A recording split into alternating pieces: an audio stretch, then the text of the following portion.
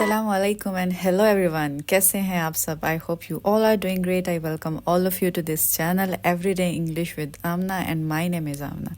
आज की वीडियो बहुत ज़्यादा इम्पोर्टेंट होने वाली है क्योंकि आज मैं डिस्कस करने वाली हूँ कि अगर फुल ऐसे लिखना है तो क्या सिंपल और इजी स्टेप्स रहेंगे जिनको फॉलो करके हम इजीली पूरा ऐसे लिख सकें। बहुत सारे क्वेश्चंस रहते हैं कि राइटिंग सबसे ज़्यादा डिफ़िकल्ट लगता है, काफ़ी प्रॉब्लम्स आती हैं क्योंकि सेंटेंस बनाने में काफ़ी इश्यूज़ रहते हैं और अगर सेंटेंस बना भी लें तो स्ट्रक्चर ही का पता ही नहीं चलता कि क्या रूल्स फॉलो करने हैं स्कोर हाई करने के लिए। और आज सबसे ज़्यादा यही चीज़ों को मैं डिस्कस करूँगी। कोई भी आपका एग्ज़ाम रहे स्टेप्स सेम ही रहते हैं, जस्ट आपने वर्ड लिमिट को ज़हन में रखना है कि कितने वर्ड्स में हमें अपने ऐसे को कंप्लीट करना है। अगर आप स्टेप बाय स्टेप स्ट्रक्चर को समझ आते हैं उसके बाद प्रैक्टिस प्रैक्टिस प्रैक्टिस ये सबसे ज़्यादा ज़रूरी है क्योंकि समझना बड़ी बात है लेकिन प्रैक्टिस करके उस पर कमांड हासिल करना उससे भी बड़ी बात है। और हाँ, मेरे चैनल को लाइक शेयर और सब्सक्राइब करना तो सबसे बड़ी बात है। So do like and share my channel as well. So video को स्टार्ट करते हैं। Here we have the content of the video. Today I'm going to talk about how to understand the question. और उसके बाद introduction के लिए already मैंने एक फुल वीडियो भी अपलोड की है, वो भी लेकिन आज इजीली थोड़ा और उसको ब्रीफली अंडरस्टैंड करेंगे। उसके बाद बॉडी पैराग्राफ्स परफेक्टली कैसे हमें लिखना है और अपने पूरे ऐसे को कंक्लूड कैसे करना है विद बैंड 9 स्ट्रक्चर। और कुछ टिप्स और ट्रिक्स तो डेफिनेटली वो भी रहेंगी, वो भी साथ साथ में उसमें डिस्कस करते रहेंगे। आइट्स के राइटिंग एग्जाम में हमारे पास 2 टास्क रहते हैं। नंबर 1 टास्क रहता है लेटर राइटिंग जो 150 वर्ड्स आपको एटलीस्ट लिखने हैं। टास्क 2 है ऐसे राइटिंग जिसमें एटलीस्ट आपको 250 वर्ड्स लिखने हैं। लेटर राइटिंग के कंप्लीट स्ट्रक्चर के ऊपर ऑलरेडी मैंने वीडियो अपलोड की है, वो मैं डिस्क्रिप्शन में भी ऐड कर दूंगी, वहाँ से आप जाके देख सकते हैं। आज हम डिस्कस करेंगे full structure of the essay writing. Essay writing में 3 इंपॉर्टेंट टास्क रहते हैं, introduction, body paragraphs and conclusion. So here we have the question. मैंने एक सिंपल क्वेश्चन लिया है ताकि आपको इजीली आप समझ आ सके। तो इसी तरह से आपको एग्जाम में भी क्वेश्चन रहेगा और डिफरेंट टाइप की स्टेटमेंट्स रहेंगी और आपसे प्रॉपर इंस्ट्रक्शंस दी जाएंगी कि आपको क्या लिखना है। तो सबसे पहला काम, जब भी क्वेश्चन आपके सामने आए तो आपने क्या करना है, जो सबसे मोस्ट इंपॉर्टेंट है, अंडरस्टैंड द क्वेश्चन। स्टेटमेंट को या क्वेश्चन जो भी है आपने उसको प्रॉपरली अंडरस्टैंड करना है। यहाँ पे मैंने जस्ट एक स्टेटमेंट वाला ही क्वेश्चन लिया ताकि आप ऐसे के प्रॉपर स्ट्रक्चर को समझ सकें। तो क्वेश्चन हमारे पास क्या है, big salary is much more important then jewellery. तो आपने क्वेश्चन को पहले पढ़ना है, उसको अंडरस्टैंड करना है कि इसका क्या मतलब है। तो अपने वर्ड्स में उसको एक स्टेटमेंट लिख लेनी है या एक लाइन लिख लेनी है, आप या एक सेंटेंस लिख लेना है उस हिसाब से कि big salary is much more important than job satisfaction. तो क्या इसे समझ आता है, it is better to take a job with big salary even if you don't like it. या जॉब सेटिस्फेक्शन भी नहीं है, आप वहाँ पे ह्यूमिलिएट हो रहे हो लेकिन आपको सैलरी अच्छी मिल रही है तो इट्स ओके। तो पहले आपने क्या किया, स्टेटमेंट को अंडरस्टैंड किया, उसको पैराफ्रेज किया अपने वर्ड्स में। सेकंड आपने क्या करना है कि मुझे रिक्वायरमेंट क्या है, मुझे करना क्या है, मुझसे पूछा क्या जा रहा है, डू यू अग्री और डिसअग्री।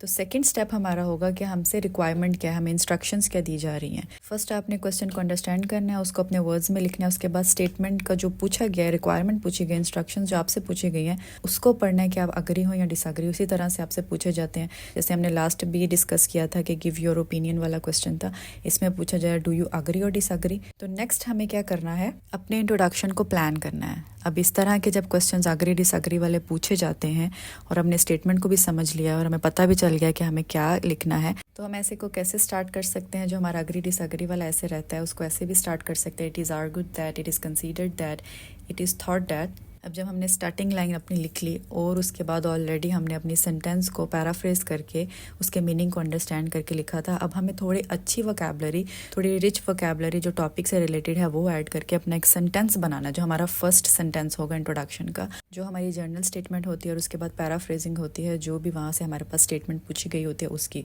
तो हमें इस तरह से इसको लिख सकते हैं, it is often argued that it is more advantageous to choose a job with high wages even if it does not appeal to you at all.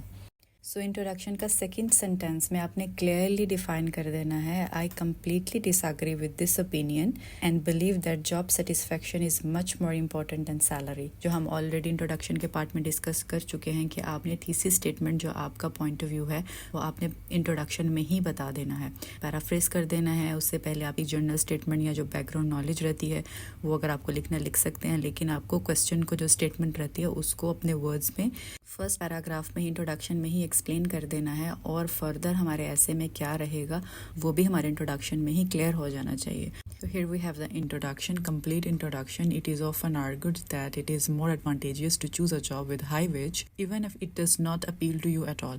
I completely disagree with this opinion and believe that job satisfaction is much more important than salary. Simple अपने sentences को रखें, to the point रखें और question से related vocabulary use करें तो कितना easy हो जाएगा score high करना अगर आप इस तरीके से structure को follow करेंगे. चलें आगे देखते हैं कि body paragraphs कैसे लिखने हैं.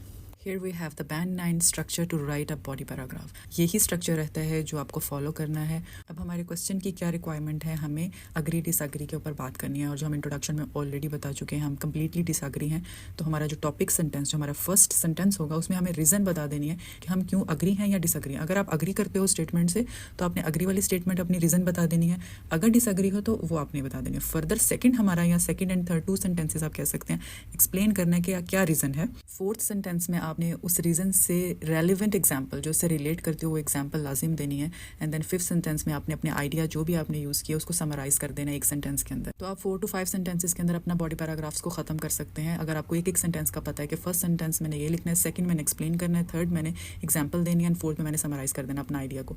और मैं आपको सजेस्ट करूंगी कि आप एक बॉडी पैराग्राफ में एक ही आइडिया की बात करें. अगर आप डिसअग्री करें तो किस एक आइडिया की वजह से वो डिसअग्री करें और फर्दर भी हम आगे अंडरस्टैंड करते हैं कि किस तरीके से उसको लिख सकते हैं. बॉडी पैराग्राफ फर्स्ट अगर आप लिख रहे हैं तो उसमें आप इस तरह से भी स्टार्ट कर सकते हैं, to begin with, to commence with, on the one hand. इस तरीके से भी आप स्टार्टिंग लाइन चूज कर सकते हैं अपने पैराग्राफ को लिखने के लिए. अब here we have the reason why I am disagree. Firstly I believe that job satisfaction brings a sense of fulfilment that no amount of money can guarantee. So ये हमने अपना रीजन बता दिया कि मैं क्यों डिसएग्री हूँ, कि मुझे सेंस ऑफ फुलफिलमेंट मनी नहीं दे सकता. एक ही आइडिया में आप अपने एक्सप्लेन कर दिया. अभी यही आइडिया कि सेंस ऑफ फुलफिलमेंट एक पैसा नहीं दे सकता, इसी आइडिया को आपने फर्दर एक्सप्लेन करना है और उसी की एग्जाम्पल देनी और देन समराइज कर देना. एक ही आइडिया रहेगा तो ज़्यादा ईजी रह जाएगा आपको उसमें एग्जाम्पल लिखने के लिए और उसको समराइज करने के लिए. तो हमारा सेकंड सेंटेंस जो हो जाएगा वो इस तरह से होगा, even if someone is earning a high salary but feels tense and compromised, he will not able to enjoy his life. While pursuing one's interest will always bring pleasure and feeling of satisfaction. तो simply आपने explain कर दिया कि tense रहेंगे आप, compromise रहेगा, आप अपनी लाइफ को एंजॉय नहीं कर सकते या आप ज़्यादा सेटिस्फाइड नहीं रह सकते. सिंपली आपने अदर वर्ड्स के साथ उसको सिनोनिम्स और यूज़ करके फर्दर आपने उसको रीज़न को एक्सप्लेन कर दिया. लेकिन मेन आपका क्या है, सेंस ऑफ फुलफिलमेंट नहीं मिलेगा जो पैसा गारंटी नहीं कर सकता. तो इसी को आपने फर्दर एक्सप्लेन कर दिया. अब इसी के लिए आपने नेक्स्ट जो आपका फोर्थ सेंटेंस रहेगा वो आपकी एग्जाम्पल रहेगा. एग्जाम्पल को स्टार्ट आप फॉर इंस्टेंस से भी कर सकते हैं, फॉर एग्जाम्पल से भी कर सकते हैं और कोई भी आप अपनी लाइफ से रिलेटेड भी उसमें एग्जाम्पल आप ऐड कर सकते हैं. कोई हिस्ट्री से रिलेटेड, कोई भी न्यूज़ से रिलेटेड, लेकिन रेलिवेंट होनी चाहिए. So for example, many well known researchers have chosen their career paths not because of attractive salary packages but because of their passion for science. तो देखिए आपने उसको एलैबोरेट कर दिया, हिस्ट्री से उठा लिया एग्जाम्पल, सिंपली एक्सप्लेन कर दिया. ये एग्जाम्पल आपका जो रीज़न है डिसएग्री करने का उसको सपोर्ट कर रही है ये एग्जाम्पल, कि अगर जितने भी जिन्होंने अपना आगे लाइफ में जितने भी वेल नोन रिसर्चर्स रहे हैं उन्होंने अपना करियर पाथ सिर्फ सैलरी की बेस पे नहीं चूज़ किया बट अपने पैशन को उन्होंने ज़्यादा सपोर्ट किया और उसी की वजह से वो ज़्यादा आगे ग्रो भी किए. अब लास्ट में जस्ट आपने नेक्स्ट सेंटेंस आपने simply therefore it is more important to select a career that makes you happy and gives you job satisfaction over a high income. So you see how beautifully you need to construct your answer in order to score high. Her sentence important है और आपको idea होना चाहिए that you need to connect your sentences. इसी को coherence कहते हैं कि logically anyone can understand your idea and your paragraph. जब आपका आइडिया प्रॉपरली कनेक्ट रहेगा तो ही आपका स्कोर हाई होगा. So these are the points for attaining the high score. चलें आप सेकंड पैराग्राफ देखते हैं कि उसको कैसे हमने लिखना है. सेकंड पैराग्राफ भी सेम रूल्स के ही अकॉर्डिंगली आपने कंस्ट्रक्ट करना है. जैसे मैंने पहले बताया था कि आप स्टार्टिंग लाइन फर्स्ट पैराग्राफ की आप इस तरह से स्टार्ट कर सकते हैं, to begin with, to commence with, या फिर फर्स्टली से स्टार्ट कर सकते हैं. इसी तरह से आप सेकंड पैराग्राफ की स्टार्टिंग लाइंस को भी लिख सकते हैं, furthermore, moreover, on the other hand या हाउएवर से भी आप स्टार्ट कर सकते हैं. So here we have the second paragraph. अब यहाँ पे देखिए सेकंड पैराग्राफ का स्टार्ट हमने सेकेंडली से किया क्योंकि अब हम सेकंड आइडिया अपना यहाँ पे एक्सप्लेन करने वाले हैं, एलैबोरेट करने वाले हैं. फर्स्ट पैराग्राफ में हमारा फर्स्ट आइडिया था, सेकंड पैराग्राफ में हमारा सेकंड आइडिया है, तो उसी के अकॉर्डिंगली हमने अपने लाइंस को कनेक्ट करना है. Pursuing activities you enjoy can boost motivation and career progress and can help you stay motivated which ultimately leads to progress in your career. तो सेकंड पैराग्राफ में आपका सेकंड आइडिया आ गया. First line में ही आपने elaborate कर दिया कि अगर आपको अपना करियर में प्रोग्रेस चाहिए तो आप मोटिवेटेड भी रहना बहुत ज़रूरी है. In other words, there is a strong relationship between job satisfaction and productivity. People who love their jobs can easily excel in their fields of work and achieve better results than those who put salary in the first place. तो ये उसकी further explanation हो गई कि आपने अपने reason को support करने के लिए और अच्छे वर्ड्स की कलेक्शन के साथ उसको एलैबोरेट किया. फिर उसमें आपने एग्जाम्पल जो लाजिम या तो रियल लाइफ से ले सकते हैं या हिस्ट्री से ले सकते हैं, तो उसको फर्दर सपोर्ट करने के लिए अपने आइडिया को एक रेलिवेंट एग्जाम्पल को भी आपने ज़रूर लिखना है. For instance, Henry Miller decided to leave his everyday job despite a good wage and ventured to become a writer. After enduring years of ups and downs, he became one of the most famous and well-paid authors of the 20th century. Example से आपने उसको support कर दिया, relate कर दिया. अब last में आपने अपने पूरे आइडियाज़ को समराइज कर देना. Thus, the advantages of jobs that keep you satisfied outweigh the drawbacks of a lost salary in a long-term perspective. So इसी तरीके से आप अपने पैराग्राफ को कंस्ट्रक्ट करना है. आपने सबसे पहला सेंटेंस टॉपिक सेंटेंस कि आप क्यों अग्री हैं, क्यों डिसअग्री हैं, उसके बाद उसको रिलेट करने के लिए एक्सप्लेन करना है, रीज़न और then example and then conclude. जो भी आइडिया है उसको एक समरी वाले आपने वर्ड्स यूज़ करके उसको कंक्लूड कर देना है. पैराग्राफ को एक प्रॉपर वे में इस तरीके से लिखना है. चलिए अब देखते हैं कि इस ऐसे का हम कंक्लूजन कैसे लिखना है. कंक्लूजन के लिए आप you can use to conclude in conclusion, इस तरीके से आप लिख के उसके बाद रीस्टेट योर ओपिनियन और देन आपके जो 2 रीजन जो पैराग्राफ्स में आपने बताए थे वो आपने लिख देने हैं. To conclude, I strongly believe that job satisfaction is more beneficial than high salary because it makes people happy and motivated. अभी इसी सिंपल सेंटेंस में आपने कंक्लूड भी कर दिया और आई स्ट्रांगली बिलीव कि job satisfaction is more beneficial than high salary because जो आपके 2 पैराग्राफ्स के पॉइंट थे कि सेटिस्फैक्शन नहीं है, हैप्पीनेस नहीं है, टेंस रहता है और इंसान मोटिवेट नहीं रहता, वो दोनों पॉइंट भी यहाँ पे आपने प्रॉपरली मेंशन कर दिए. जो आपका एक प्रॉपर कंक्लूजन का स्ट्रक्चर है, जो आप जब आप अपना कंक्लूड करते हो ऐसे, तो उसका मतलब होता है कि पूरे ऐसे का आपने उसको समराइज कर दिया और सब आइडिया सब पॉइंट्स भी उसमें एक ही सेंटेंस में भी आप लिख सकते हैं, लेकिन उसको प्रॉपर भी आपने पूरी चीज़ों को कवर करना है. तो this is the conclusion of our ऐसे.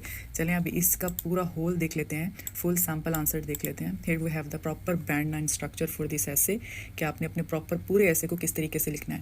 वही आपका सबसे पहले इंट्रोडक्शन रहेगा जो ऑलरेडी मैं एक्सप्लेन कर चुकी हूँ, और पैराग्राफ्स इस तरीके से ही आपने लिखने हैं और लाइन को इस तरह से ही स्किप करना है और कंक्लूजन को यही लिखना है. इसी स्ट्रक्चर को अगर आप फॉलो करेंगे तो आप डेफिनेटली बहुत स्कोर हाई करेंगे.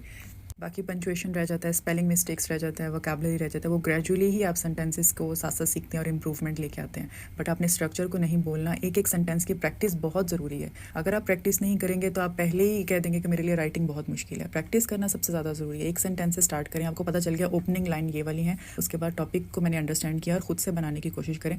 फिर डेफिनेटली फर्दर वीडियोज़ में मैं टेंसेस के ऊपर भी बात करूँगी, ग्रामर पर भी मजीद और बात करूँगी. So this is the end of the video. I hope you like it. Next मैं वीडियो शेयर करने वाली हूँ जो बहुत ही डिफ़िकल्ट मैंने अभी देखे हैं लेटर राइटिंग में.